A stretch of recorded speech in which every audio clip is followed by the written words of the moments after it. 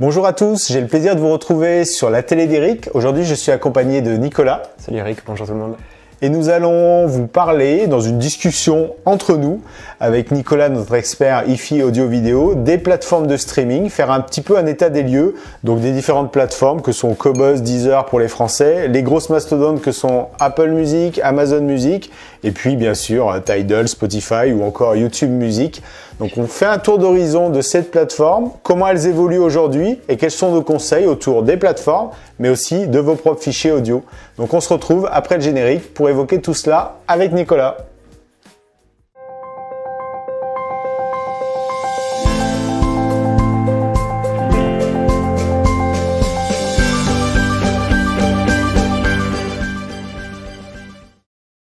Il y a quelques temps, Nicolas nous a présenté à l'équipe un tour d'horizon des différentes plateformes de streaming que sont Amazon Music, Apple Music, Qobuz, Tidal, Spotify, Deezer, YouTube Music, qui sont les plus connues et les plus présentes en Europe et surtout en France. Et puis j'avais trouvé sa présentation très intéressante et qui était l'occasion de discuter de tout cela et puis répondre aussi à vos différentes questions. Donc n'hésitez pas sur les commentaires à nous interpeller. On répondra avec grand plaisir pour vous aider à choisir votre abonnement musical et puis le matériel sur lequel l'écouter. Donc Nicolas, comment on fait quand on veut écouter? On est fan de musique, on a un équipement musical, que ce soit une enceinte Wi-Fi, un lecteur de streaming, un baladeur. Comment on fait? On choisit qui? Qobuz, le français haute définition, ou au contraire Spotify que tout le monde connaît, ou les grosses mastodontes que vont être Amazon et Apple? Alors déjà la bonne nouvelle, c'est qu'il y a une vraie abondance en termes d'offres. On est submergé par toutes les plateformes, on les a listées. L'autre bonne nouvelle, c'est que sur le site, quand vous allez sur les produits, il y aura toujours les icônes des plateformes vraiment compatibles nativement, ou en tout cas que vous pouvez faire fonctionner avec l'appareil. C'est vrai que, alors c'est compliqué, on en aura tous nos préférés bien sûr, mais elles ont quand même certains avantages. Tout va dépendre de l'utilisation que vous en faites. On pourra parler de nos exemples personnels très clairement. Moi, par exemple, typiquement, je suis sur Spotify, je suis abonné Spotify. Pour autant, je sais que en termes de qualité de son, on n'est pas encore sur ce qui se fait de mieux, loin s'en faut. Mais il y a d'autres avantages. Donc, c'est à la fois une discussion très compliquée, aussi très complexe. On va avoir quelques détails. Déjà, ce qu'on peut dire, Nicolas, c'est qu'aujourd'hui, toutes les plateformes qu'on vient de citer, elles ont toutes des millions d'albums, de pistes musicales. Les chiffres que tu nous avais présentés, tout le monde a entre 80 et 90 millions de titres. Exactement, ouais. Donc la différence ne va pas se faire là-dessus. Non, effectivement, il y a des gros catalogues à chaque fois. Par contre, ça ne veut pas dire qu'on trouve à chaque fois ce qu'on cherche en fonction des plateformes. Donc un point intéressant que tu as indiqué, c'est que parmi ces 80 à 90 millions de pistes audio, comment on fait pour trouver ce que l'on cherche? Voilà, donc en général, il y a évidemment des moteurs de recherche bien conçus. Globalement, ça devrait plutôt être simple. C'est vrai par contre que encore une fois, à titre personnel, sur des choses un peu plus peut-être exotiques, ou si vous écoutez du rock japonais, sait-on jamais, il n'est pas certain que vous le trouviez sur Qobuz ou sur Deezer, peut-être plus sur Spotify. Des choses comme ça, donc ça, faut le tester par soi-même, vraiment. L'autre élément essentiel, c'est évidemment le tarif, même si on voit ils sont tous rentrés dans une énorme guerre des prix où globalement entre 9 € et 15 €, on va trouver tout le monde. Ouais. Après, on va avoir encore peut-être Qobuz et Tidal qui sont très hauts par rapport à la qualité sonore qu'ils proposent, mais globalement le prix, c'est à peu près tout le monde pareil aujourd'hui? Oui, c'est ça. On va être, comme tu le dis, entre 9 € et 14 €. C'est vrai que l'écart tarifaire sur Qobuz et Tidal, on est sur vraiment de la très haute qualité. Ça peut s'expliquer comme ça. Sur Qobuz notamment, ces abonnements-là un peu plus chers vous proposent ici d'acheter des fichiers avec des petites réductions. Ça peut en intéresser certains, c'est mon cas personnellement. Oui. Parce que c'est vrai qu'une particularité de Qobuz, c'est que c'est à la fois une plateforme de streaming, mais on peut indépendamment faire que de l'achat de titres ou d'albums, c'est cela? Ouais, tout à fait. Tu peux faire l'un ou l'autre, ou les deux, clairement. Tu peux décider d'avoir ton stream. Et quand tu as un coup de cœur, un album, tu veux le posséder en fichier numérique, tu peux tout à fait faire ça. Ouais. D'accord. Alors, une petite précision aussi, parce que voilà, c'était avant ton arrivée à la boutique d'Eric. On avait une offre et un partenariat avec Deezer qui était la fameuse offre Deezer hi-fi, où pendant très longtemps, Deezer proposait la version MP3, qui est l'offre qui existe toujours, mais qui englobe aussi une qualité supérieure. Donc on avait l'offre Deezer Premium, qui était la qualité MP3, et l'offre Deezer hi-fi, qui était la qualité CD. Aujourd'hui, et puis alors de manière complètement discrète, parce que je crois qu'ils ont communiqué vers personne, y compris nous les revendeurs qui vendent des partenariats, aujourd'hui il reste plus que Deezer Premium et tout est en qualité CD. Et l'offre qui était à 15 €, qu'on proposait à 7,90 €, finalement, au global, si vous engagez sur un an, vous êtes à 8,90 € chez Deezer, en qualité CD, et elle s'appelle Deezer Premium. Donc voilà, tous les clients qui nous interrogent, j'ai bénéficié d'une super promo avec vous de Deezer hi-fi, comment je fais pour souscrire? Bah, vous pouvez plus, tout simplement parce qu'ils ont baissé leurs tarifs, et maintenant vous êtes à 8,90 € sur Deezer Premium, qualité CD. Voilà, c'était une petite parenthèse sur cette offre-là. Ouais, tu fais bien d'en parler parce que j'ai souvent la discussion aussi au téléphone. Après, on peut aussi évoquer le fait que certaines plateformes seront compatibles avec des assistants vocaux. Si vous êtes utilisateur vous-même d'Alexa, Google Home, etc. Je crois que c'est le cas de Spotify, de Deezer. Donc à vérifier si c'est compatible avec vos appareils. Si vous êtes dans ce cas de figure, on peut rebondir là-dessus en parlant aussi, alors ça c'est super intéressant, j'avais fait un petit tableau en fait qui va expliquer, par exemple, voilà, vous jouez aux jeux vidéo, vous avez une PS5, vous avez une Xbox One, vous voulez que votre playlist vous accompagne avec vous durant les sessions de gaming. Toutes les plateformes de streaming ne le proposent pas, donc ça c'est intéressant de regarder ça aussi. C'est vrai que là Spotify s'en sort très très bien, on va être tout à fait franc. Donc là c'est ce qu'on va incruster, hein. Vous aurez le tableau que nous on a sous les yeux, vous l'aurez dans la vidéo, qui permet en fait selon Amazon Music, Apple Music, Deezer, Qobuz, Spotify, Tidal et YouTube Music, de savoir effectivement sur quel système Android, iPhone on a, quel système Windows, macOS on a, et comme tu viens de le dire, les deux grosses plateformes de jeux que sont PlayStation et Xbox aussi. Alors après, tu viens de soulever en intro de tout ça un point intéressant qui était les assistants vocaux. Donc effectivement, on nous demande souvent, alors soit sur une enceinte Google Home, soit sur un HomePod, comment je fais. Mais ce qu'il faut savoir, c'est que les marques Bluesound, Denon et compagnie sont compatibles assistants vocaux. Donc c'est pas tous les services musicaux qui sont disponibles sur tous les assistants vocaux, c'est ça? Oui, et c'est encore plus compliqué que ça entre guillemets. C'est aussi quelque chose par territoire, donc faudra faire attention. C'est-à-dire par pays? Exactement. Tu peux avoir des services. Alexa notamment est très très américain. Il n'est pas certain, on fera du cas par cas, n'hésitez pas à nous appeler pour ça, il n'est pas certain que votre appareil soit en France réellement compatible avec Alexa. Effectivement, par exemple, quand je vois le tableau que j'ai sous les yeux, déjà, Amazon Music n'est pas disponible comme par hasard chez Google Home et comme par hasard dans HomeKit à iOS. Oui, des petites garde-clochers, c'est le marché qui veut ça, c'est pas étonnant, mais encore une fois, il y a une offre qui est tellement pléthorique qu'on devrait pouvoir trouver ce qu'on cherche. D'accord, très bien. Alors après, cela, je t'en faisais part hier quand on préparait notre vidéo en reparcourant tes slides qui avaient quelques semaines.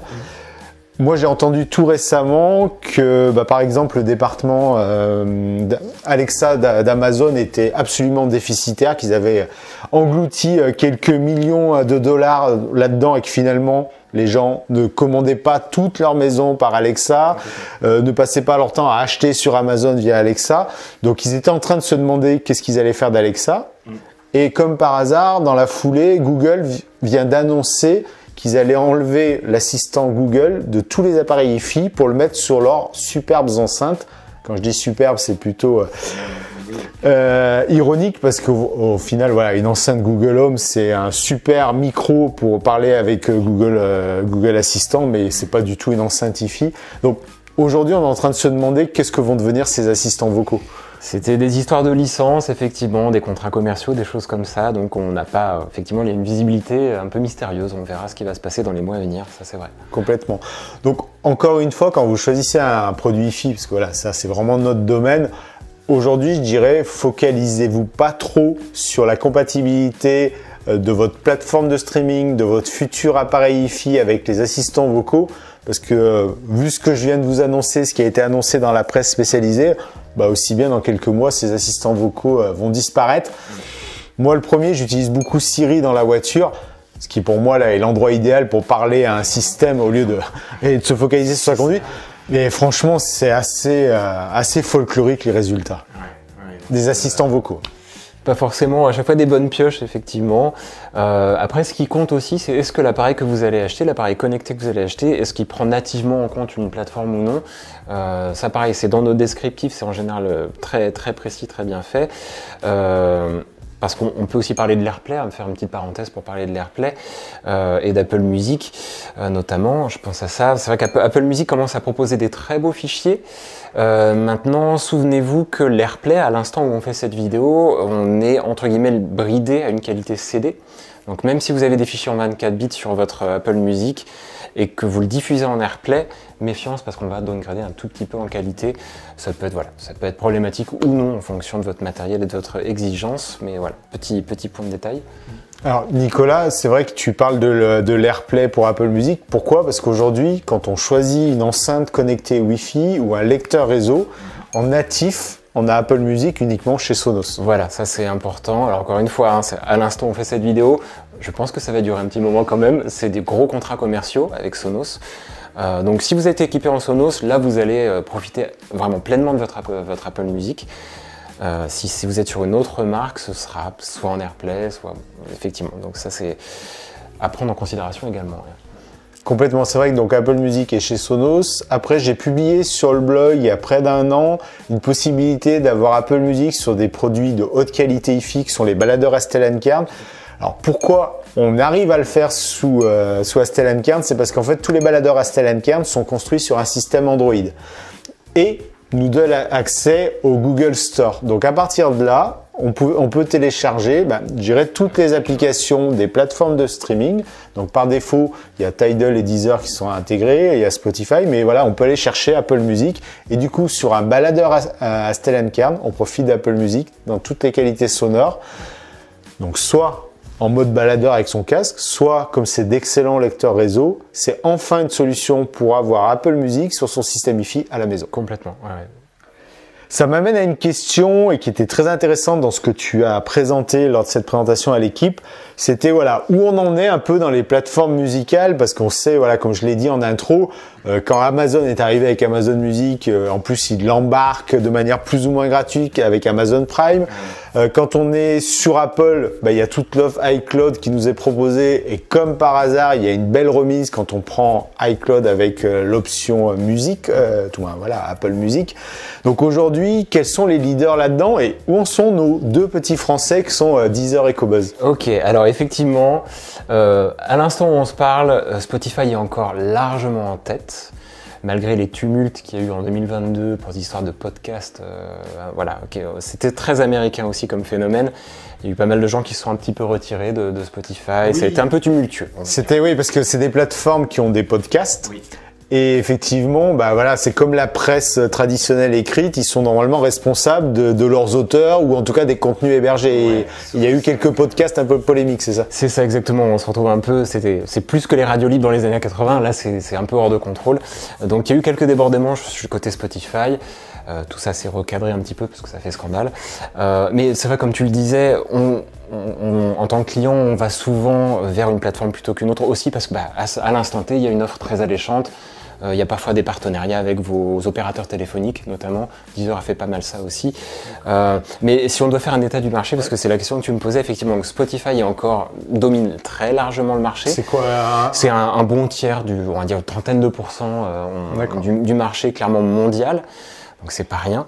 En gros challenger à venir, on a Apple Music qui a une offre très très sérieuse, qui est ex aequo avec Amazon Music. Maintenant voilà, on est sur une entre 13 et 15% pour les deux. Donc là, on parle, les chiffres qu'on a, ils sont assez récents, ils sont de 2022, on les affichera aussi sur la vidéo. Donc on est sur à peu près de plus de 600 millions d'utilisateurs. Donc voilà, ça commence à avoir du joli monde. Une belle part de gâteau à se tailler chacun. Donc Spotify, un tiers. Après, on a Apple Music et Amazon Music qui vont presque faire un autre tiers parce qu'à eux deux, ils font 26%. Alors comme je le disais, hein, parce qu'ils arrivent avec Amazon Prime ou toute l'offre Apple derrière. Après, Qobuz, Deezer, parce que par exemple, on nous demande beaucoup chez EOS, c'est-à-dire Denon, Marantz, où en est Qobuz. Et c'est vrai que là, quand je regarde les chiffres que j'ai sous les yeux, que vous allez voir vous incruster dans la vidéo, je vois même pas Qobuz en fait. Alors, c'est un crève-cœur parce que nous, on adore Qobuz évidemment, c'est une démarche française. Moi, historiquement, je suis avec Qobuz pour l'achat de fichiers depuis très longtemps. C'est vrai que ça a été les pionniers en France de la belle résolution, de la haute résolution. Mais c'est vrai que quand on regarde ce graphique qui est à l'échelle mondiale, ça représente pas grand-chose. Oui, ils apparaissent même pas sur le graphique, ils sont noyés dans les 10% d'autres, là où quand même Deezer arrive à avoir une part du gâteau à lui tout seul de 1,5%. Ça reste encore très franco-français, effectivement, Qobuz. C'est certainement, hein, je ne suis pas dans le secret des fabricants, mais c'est certainement une des raisons pour lesquelles on ne l'a pas encore sur EOS, c'est qu'ils se posent la question, bon, est-ce qu'on ne franchit le pas ou pas? C'est vrai que vous nous demandez souvent, voilà, vous avez un super produit de chez Denon, les fameux amplis qui peuvent monter en très belle qualité sonore avec les AVR, les Marantz qui vont encore plus loin parce que c'est des produits dédiés à la musique. Et on nous dit, voilà, où on en est avec Qobuz. Et ben en fait, la réponse qu'on nous fait, c'est que c'est des marques japonaises, des marques américaines, sous l'effigie de Sound United, qui est un gros groupe américain.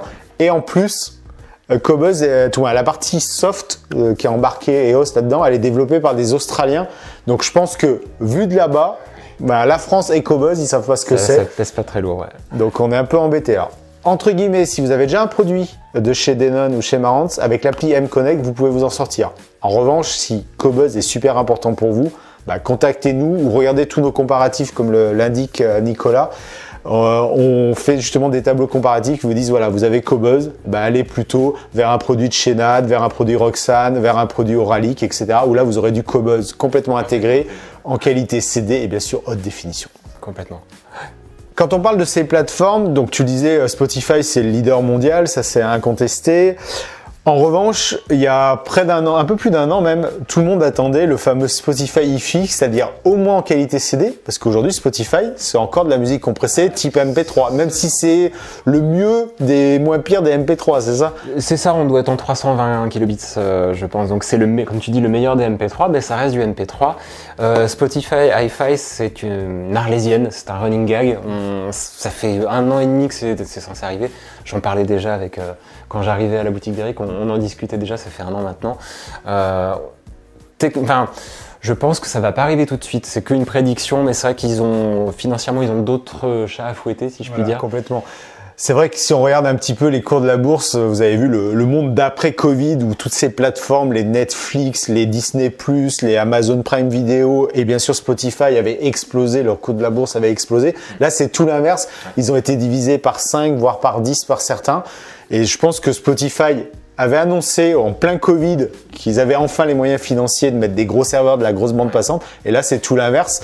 Aujourd'hui, ils essayent de maintenir leurs abonnés, mais ils n'ont clairement pas les fonds pour développer des infrastructures capables de développer. Des coûts structurels monstrueux. Et effectivement, je pense Spotify hi-fi, je pense qu'on va l'attendre un petit moment. C'est vrai qu'on a parlé des coûts d'abonnement. Voilà, ils étaient tout le monde entre 9 et 15 euros. Quand Amazon et Apple sont arrivés, ça a tiré tout le monde vers le bas. Par contre, on entend, et puis toi, tu es bien placé pour le savoir en tant qu'artiste, que les artistes sont pas super contents des plateformes de streaming et que les entreprises elles-mêmes disent qu'elles gagnent pas d'argent aujourd'hui. Ouais, et en fait, en discutant hier, quand on préparait ça tous les deux, on a refait un point dans le temps. En fait, il faut revenir 20 ans en arrière. C'est vrai, quand Spotify et tout le monde quand ils sont tous arrivés, c'était une alternative enfin politiquement correcte au piratage, clairement quelque chose de pas légal du tout. Donc pour avoir un impact à ce moment-là, 20 ans en arrière, il fallait des tarifs assez agressifs. Oui, parce qu'on a connu la musique gratuite MP3. Moi, je me souviens avoir acheté ma première clé. Gratuite, hein. Oui, c'est ça. Voilà. Effectivement, toi, en tant qu'artiste, la musique n'a jamais été gratuite, mais nous, en tant qu'utilisateurs, je me souviens d'avoir acheté une clé créative. Je sais plus comment, c'était des cartes à l'époque, des cartes d'ordinateur qui faisaient une clé USB. Alors, ma clé faisait 128 mégas et on pouvait embarquer plein de MP3 qu'on téléchargeait soit sur Napster, soit sur Emule, etc. Donc, effectivement, à un moment donné, il y a une vingtaine d'années, on s'est dit, la musique, en fait, elle est devenue gratuite. Donc, il fallait remettre de l'ordre dans tout ça, ce qui était évident. Et du coup, les plateformes sont arrivées avec des offres super basses en termes de tarifs. Mais visiblement, aujourd'hui, personne s'y retrouve. Ah oui, quand on voit un peu les revues économiques, les choses comme ça, c'est vrai que ça devient compliqué. Et pas que la musique, hein. Disney+, t'en parlais tout à l'heure, c'est exactement la même histoire. Ils se rendent compte qu'ils sont pas rentables avec ces prix très très agressifs. Là où j'ai un peu plus confiance, c'est Apple et Amazon qui ont d'autres sources de revenus et je pense qu'ils seront capables de maintenir ces tarifs assez longtemps. Mais c'est vrai que, enfin, rendez-vous compte, pour 10 €, vous avez accès à 90 millions de titres, d'albums. Enfin, c'est incroyable, vous avez accès à tout ce... C'est vrai, c'est ce qu'on se disait en préparant j'allais dire cette émission, en préparant notre vidéo, c'est qu'à l'époque, voilà, on allait régulièrement à la Fnac, je me souviens des gens devant moi à la caisse, ils avaient 4-5 CD, c'est-à-dire que ça leur coûtait une quinzaine d'euros le CD, donc ils en avaient pour 50-60 €, peut-être qu'ils faisaient ça toutes les semaines. Donc les gens sont passés d'un budget qui allait entre 50 et 100 € pour ceux qui achetaient beaucoup de musique, à finalement on descend à 9-15 €, mais c'est peut-être aujourd'hui bien trop bas, ce qui fait que les artistes se plaignent de ne pas être rémunérés et les plateformes sont en train de dire on s'en sort pas, donc on va sans doute aller vers quelque chose comme Netflix et Disney, c'est-à-dire régulièrement rajouter 1, 2, 3 € et peut-être que le coût d'un abonnement musical, ça serait plutôt 30 € pour que tout le monde s'y retrouve. Ouais, l'avenir nous le dira, mais je pense qu'on va vers une augmentation des tarifs annoncés, je pense. Ouais. Voilà.